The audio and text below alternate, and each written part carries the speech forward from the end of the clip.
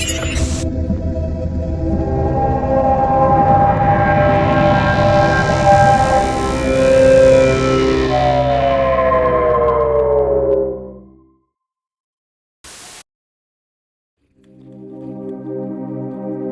something I've been sitting with lately. Something that might sound extreme at first, but for me it's deeply intentional. I've been thinking about rebirth. Not just as an abstract idea, but as something direct. Something that can be shaped. In Tibetan Buddhism, there are practices that deal directly with this. One of them is called Phowa, the conscious transference of awareness at the moment of death. The idea is simple, but intense. Where your mind goes, your next life follows. So I started asking myself if this is true, even symbolically, then what am I aiming toward? And for me, the answer that keeps coming up is Japan. Not just geographically, but culturally, spiritually, aesthetically. There's something about Japanese refinement, discipline, beauty, that feels aligned with the life I want to live. And yeah, I've even had the thought, what would it mean to be reborn into the Japanese royal family? Not from ego, not from status, but from a desire for proximity to structure, tradition, and sacred continuity. But I want to be clear about something. This isn't about controlling reality like a fantasy. In Tibetan traditions, even highly realized beings like Tulkus recognize reincarnations, don't just choose freely like picking from a menu. Rebirth follows intention, karma, and clarity of mind.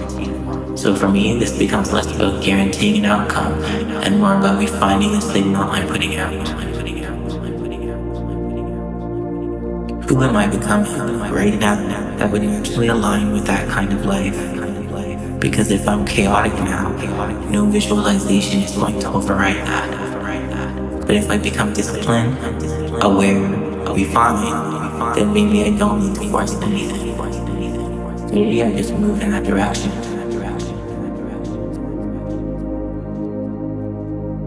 And this connects to something that happened to me. When I was homeless in London, Ontario, I had a vision. I saw a massive Buddha, towering, with many faces. Not one expression, but multiple, layered, watching in every direction. The closest thing I found to it is something called Ekadutsamuka, a multi-faced form of compassion. Each face representing a different way of perceiving suffering and responding to it.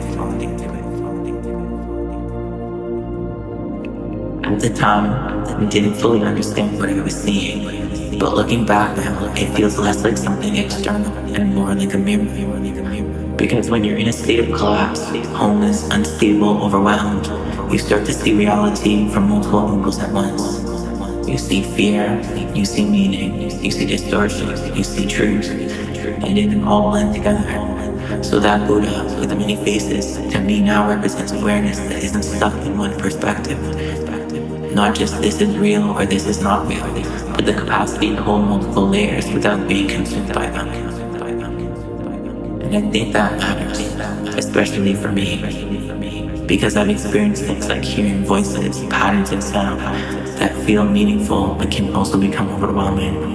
So instead of blindly trusting every perception or rejecting everything completely, I try to come back to something simpler. Clarity, stability, awareness.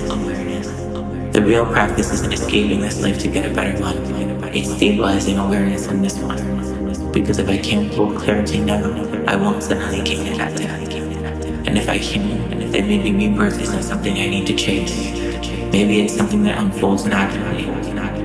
So yeah, I'm still holding that intention, Japan, refinement, discipline, beauty, but I'm holding it differently now. Not as an escape, but as a direction.